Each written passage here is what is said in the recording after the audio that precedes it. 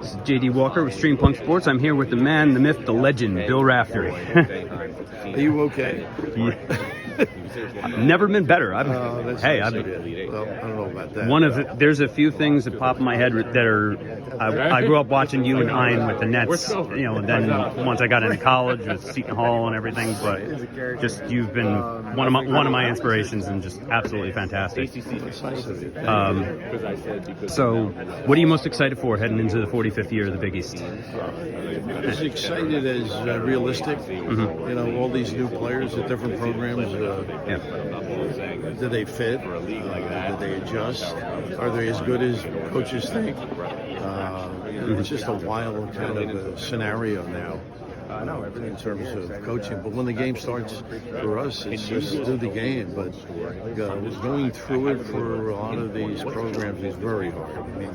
Coaches don't just coach anymore. It's more off the floor stuff, contacts with potential donor. I mean, it's just a lot more work now. When you and Hottie were doing everything part time, right? It seems more like an NBA kind of a setup now. You recognize all the players in the country and keep track of them. Kids are calling coaches in the middle of the season. They're unhappy.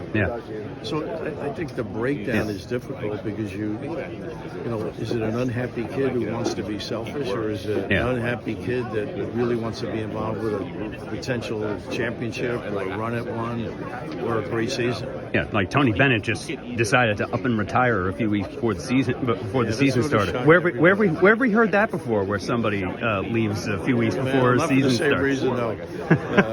I think Tony's got a few dollars in the bank when he left. Yeah. We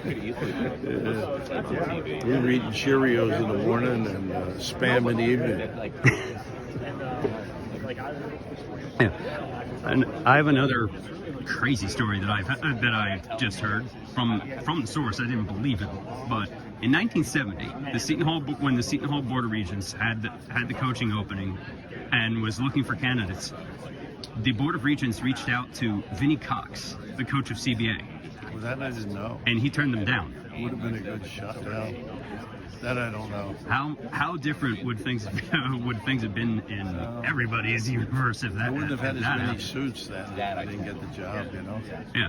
Well, you lost half of them when you threw them into the bleachers in Walsh anyway, didn't you? They were so cheap they always threw them back. Bill Raftery, it's been a pleasure talking with you. Thank you. Let me just get on camera a little bit. Nice seeing you. The legend here. This is JD Walker with Stream Punk Sports. Bill Raftery signing off. Thanks, David.